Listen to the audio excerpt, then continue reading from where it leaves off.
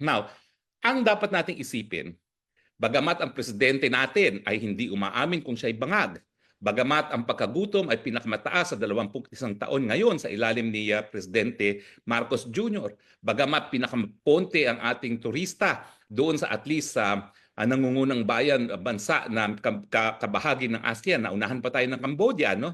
Ang ekonomiya natin is one of the worst performing economies ngayon.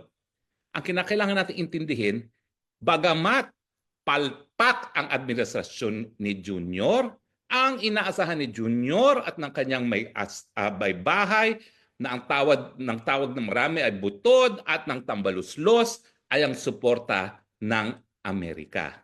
Bakit? Dahil alas nila kami ang nagsisilbing ang sinkable aircraft carrier laban sa China.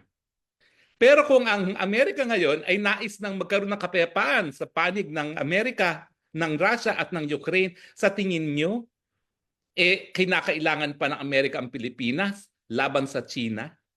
Ang nakakatawa nga, ang Amerikanong presidente at ang kanyang mga opisyales patuloy na nakikipag-usap ngayon sa China kung paano mapapabuti pa ang relasyon ng China at ng Amerika. Samantalang ang mga Pilipino tumigil nang makipag-usap sa mga China dahil inaasahan nila na susuportahan ng Amerika ang Pilipinas laban sa China.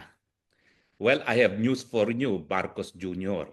Wala ka nang aasahan sa Amerika. Kinakailangan ngayon sagutin mo, bangag ka ba sa pamamagitan ng hair follicle test? Ngayon, dapat harapin mo ang katotohanan na pinakanagugutom ang mga Pilipino ngayon sa iyong administrasyon at hindi ka na makakaasa sa Amerika para sa suporta.